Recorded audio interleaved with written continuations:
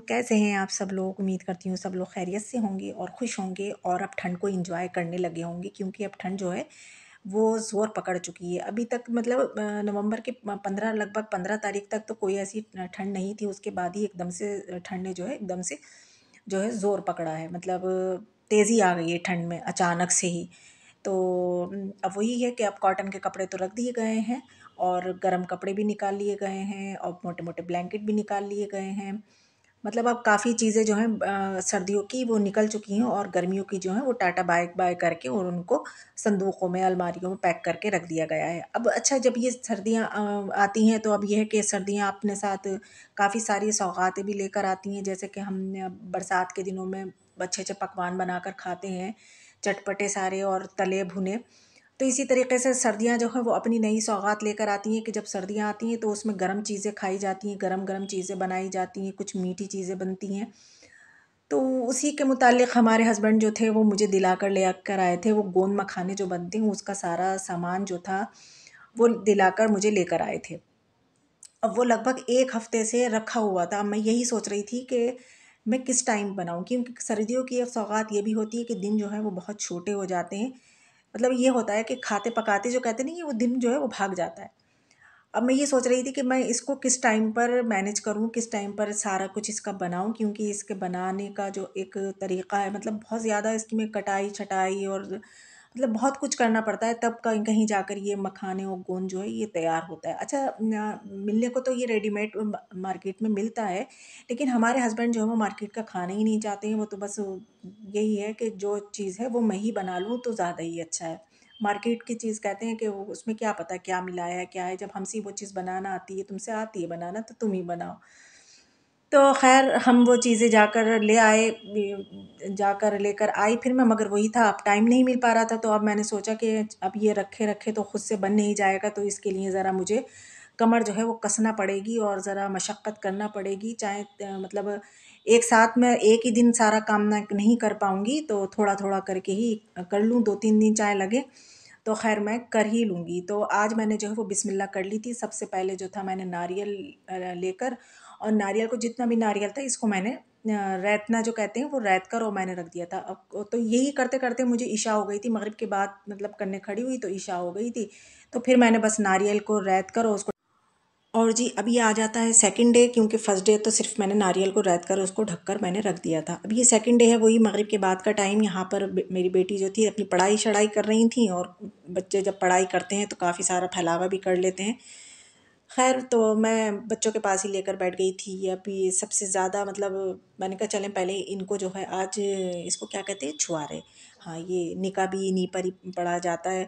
तो अच्छा, मुझे ये छुआरे बहुत अच्छे लगते हैं वैसे, और यही वाले अच्छे लगते हैं। एक पीले छुआरे होते हैं वो ज़रा अच्छे नहीं लगते। ये वाले छुआरे जो होते हैं ये सॉफ्ट भी होते हैं और मीठे भी होते हैं। तो यही वाले छुआरे मैं लेकर आई थी। अच्छा, वो कह भी रहे थे अंकित भैया कि ये वाले ले लिए। मैंने कहा नहीं, मुझे यही वाले चाहिए जो मीठे होते हैं और सॉफ्ट वाले होते हैं। तो ये वाले मखाने, ये मखाने तो कहते हैं, हाँ मखाने ले ना, मखाने नहीं छुआरे, सॉरी।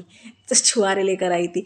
तो सबसे पहले मैंने सोचा चले सबसे पहले मैं छुआरों को कट कर लेती हूँ। तो छुआरे जो हैं यहाँ पर मैंने बारीक बारीक करके छुरी से, और मैंने इसको लंबाई में कट कर लिया था। और इसको कट करने के बाद और जो जितना भी इसका कूड़ा था वो मैंने इसमें करके और फेंक दिया था। खैर ये बताने की ज़रूरत। छुआरे कट करने के बाद फिर मैंने सोचा चलें बादाम भी लगे हाथों में, कट कर लेती हूँ। अच्छा, बादाम का मैंने ये सोचा चलें मिक्सर में डाल के ना बहुत हल्का सा इसको चॉप करूँगी, तो ये जो है मेरे मुझे काटना नहीं पड़ेंगे इनको, ये इसी में चॉप हो जाएंगे। लेकिन वो नहीं हो पाया जैसा मैं सोच रही थी।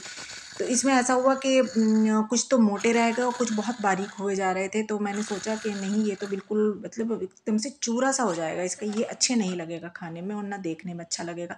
अब देख ही लीजिए आपको, कुछ मोटा है और कुछ बहुत बारीक हो गया। तो मैंने इसको रहने दिया और मैंने फिर इसको जो जिससे छाली काटते हैं सरोतरे से, उससे मैंने जैसे मैं कट करती हूँ उसमें डालने के लिए, मतलब कोई मीठा बनाती हूँ तो उसमें डालने के लिए मैं इसी तरीके से कट करती हूँ। तो मैंने वैसे ही लंबाई में इसको कट कर लिया था सरोतरे से। ये आसानी से कट जाता है सरोतरे से। तो मैंने जितने भी बादाम थे सबको सरोतरे से कट कर लिया। और अब बारी आती है अखरोट, अखरोट की। हाँ, ये अखरोट हैं। तो अखरोट भी अच्छा 250-250 ग्राम थे, अखरोट भी 250 ग्राम थे और बादाम भी 250 ग्राम थे। तो अखरोट को भी मैंने जितने भी छिला हुआ अखरोट था ये सारा कुछ मैंने इसमें डाल लिया था। तो मैंने पहले तो इसको सरोतरे से ही कट करा, लेकिन ये बहुत सॉफ्ट से थे तो ये नाइफ़ से भी आसानी से जो कट हो गए थे। तो फिर मैंने बाद में इसको नाइफ़ से ही कट कर लिए थे, बारीक बारीक करके, जितना मुझे मतलब कट करना था, जितना बारीक रखना था उतना ही कर लिया था। अच्छा, सारी चीज़ें मैं नारियल में ही कट कर रही थी कि बाद में फिर इसको अच्छे से मिक्स कर लूँ। मैंने आपसे पिछले व्लॉग में बताया था कि हमारा बेटा जो था वो कव्वाली पढ़ रहा था मेरे सामने कि मायके में जाना है, तो उस दिन जाना नहीं हुआ था। तो वो आज वो दिन आ गया है जबकि अब मेरे बेटे को जाना है अपने पापा के साथ, तो आज है वो दिन। तो अब साथ में बीच में काम फिर से मैंने अपना काम रोक कर इनको रेडी शेडी करा, हस्बैंड के लिए कपड़े निकाले। तो अब ये जो है पापा बेटे जो हैं, और वो मायूं नहीं थी, वो शादी थी, और हमारे हस्बैंड को पता था कि वो मायूं हैं, तो खैर मायूं से वो नहीं थी, वो शादी थी। तो आज जो है पापा बेटे जो है ये शादी पर जा रहे हैं, और बस ये क्या करेंगे, जाएंगे और खाना खाएंगे, एनवलप देंगे और आ जाएंगे। तो खैर से आज मेरे बेटे जो हैं वो चले गए। अल्लाह हाफिज़। तो ये गोंद मखाने बनाने में मुझे पूरे पूरे 3 दिन लगे। आज ये तीसरा दिन है, मतलब बीच बीच में गैप भी लेना पड़ा है मुझे, कि वही काम तो बहुत ज़्यादा होते हैं। तो मतलब जब मुझे फुर्सत होती थी, मतलब ये सोचती थी कि हाँ आज मुझे कोई एक्स्ट्रा मतलब काम नहीं है, तो ये भी काम एक बहुत ज़रूरी काम था, ये भी करना था, निपटाना था। तो मैंने आज जो था फाइनल, मैंने कहा आज मैं इंशाल्लाह पूरा फाइनल ही कर दूँगी। तो वही मैंने एक भगोने में घी ले लिया, और घी करके और मैंने इसमें गोंद डाला। अच्छा, यहाँ पर मैंने गोंद कौन सा डाला ये मैंने अपने हस्बैंड से पहले पूछ लिया था, क्योंकि मुझे वो ये था कि मुझे जब वॉइस ओवर करूँगी तो मुझे बताना पड़ेगा कि कौन सा है। तो ये बबूल का गोंद बता रहे थे हमारे हस्बैंड, तो मैंने ये घी में ये बबूल का गोंद अच्छा थोड़ा थोड़ा करके डालना है, क्योंकि जब ये वाइट हो जाता है ना, पूरा फूल सा जाए, तभी ये मतलब अच्छे से टूट पाता है। नहीं तो ये मतलब बहुत सख्त होता है ना, तो ये टूट नहीं पाता है। तो ये फूल गया है। अब मैं इसको मिक्सर में डालकर और मैं इसको चला लूँगी, तो ये बिल्कुल एकदम से बारीक सा बन जाएगा, बारीक सा बन जाएगा। तो अब ये सारा मैंने करके अब इसमें जो है मखाने भी थोड़े थोड़े करके मतलब डालती रहूँगी मैं घी में, और इनको लूँगी मैं खूब अच्छे घी में। अच्छा, ये इतने मतलब कुरकुरे से हो गए थे बच्चे, इनको मेरे बच्चे बार बार आकर ऐसे ही खा रहे थे इसको। तो वाकई में ये तो खैर खाते हैं सब लोग, और बड़े अच्छे हो जाते हैं जब देसी घी में इनको पूरे। तो बड़े मतलब क्रिस्पी से हो गए थे ये।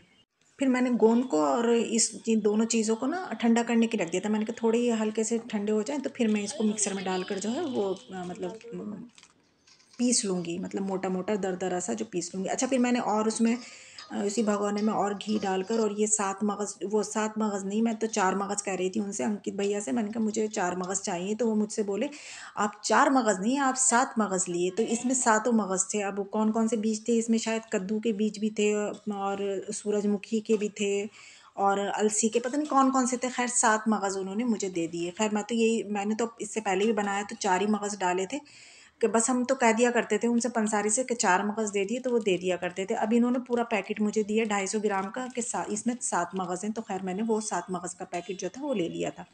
और वो करने के बाद, मतलब उनको अकोड़ने के बाद जो मगज़ थे, और उसी में मैंने सारी चीज़ें डाल दी थी, किशमिश भी डाल दी थी और सारी चीज़ें डाल दी थी। अच्छा, अब ये थोड़े ठंडे हो गए थे, मखाने भी और गोंद भी, तो अब मैंने इसको मिक्सर में डाल डाल के और इनको पीस लिया था। और इसमें अब शक्कर का जो पिसी हुई शक्कर घर में रखी हुई थी, मैंने वो मिक्स कर ली जितनी ज़रूरत थी मुझे, मतलब मैंने चक्कर देख लिया था, और फिर जितनी मुझे ज़रूरत थी मैंने तैयार कर लिया था। अब ये जो है हमारे गोंद मखाने जो है बिल्कुल रेडी शेडी हो गए। अब सुबह को नाश्ते में खाओ, खूब अपने अंदर गर्मी लेकर आओ, ठंड नहीं लगेगी। और ये बर्तनों का हो गया ढेर, अब मैं धोती हूँ बर्तन और आप लोगों से लेती हूँ इजाज़त, चलती हूँ। अल्लाह हाफिज़।